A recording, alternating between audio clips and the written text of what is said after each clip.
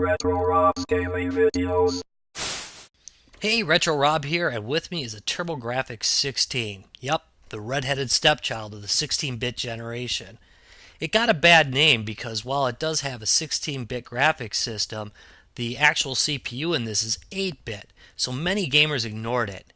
And that was a mistake, because the TurboGrafx 16 has plenty of fun games that are weird and wonderful and great to play today. Here are my top 5. Number 5, Devil's Crush, made in 1990. This is the sequel to the excellent Alien Crush game. It's one of the first games I owned for the TG16 as well. Devil's Crush is a solid pinball game with excellent physics and plenty of arcade bonus screens. One of the first games that I played that took the joy of pinball mechanics and it used the video game platform to really enhance the experience.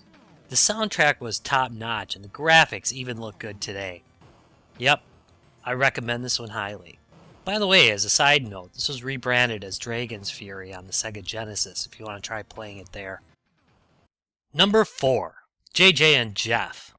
Yeah, I know I'm going to hear it about this one. Made in 1990 or 1987 if you happen to live in Japan. It's an excellent platformer, featuring a couple of bumbling detectives with amazingly large heads. JJ and Jeff features a moderately high difficulty with somewhat passable graphics and sound. Yeah, it doesn't look very 16-bit, but it makes up for it in gameplay. The joy of this game is really the ambiance. Secret rooms and goodies are scattered everywhere. Slot machines give the player a fair chance to recoup some of that health for the constantly depleting life bar. Reviewers were rough on JJ and Jeff, giving the game consistently low ratings. They were wrong, I say. Wrong! Many complain that the Japanese version is quite a bit better, largely because it's uncensored with lots more of the crude humor. I say there's enough feces in the American version to carry it through. Number 3, Bomberman 93 by Hudson Soft. Made in 1993 or 1992 if you happen to be from Japan. I'm done with that. I'm just doing the US release date from now on. This is one of the best Bomberman games there is. It's got great graphics and sound, especially if you look at it next to the old NES version that I played before it. The boss monsters are huge and awesome. It features a single or multiplayer deathmatch mode.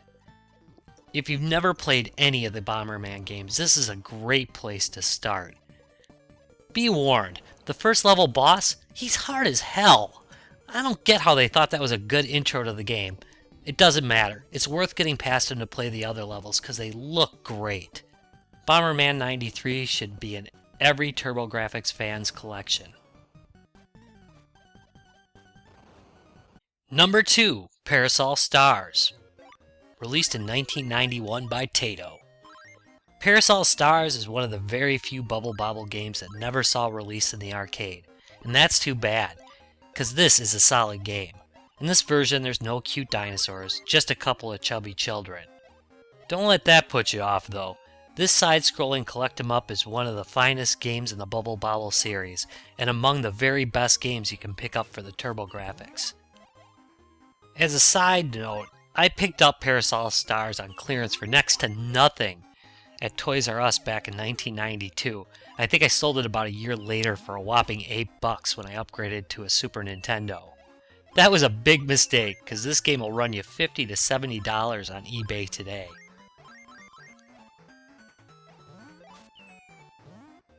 Number 1, Air Zonk, made in 1992 by Hudson.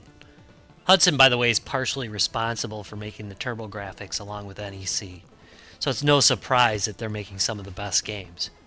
Now, while earlier games in the Bonk series were platformers, this future Zonk game is a side-scrolling shooter, and what a shooter it is. Brilliant graphics with lots of large, colorful enemies on the screen, with plenty of weapon power-ups and even pets to assist you throughout the game.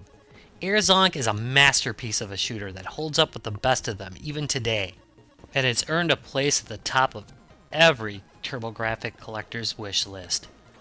So what's your favorite TurboGrafx game? Let me know in the comments or give me a shout out on Twitter.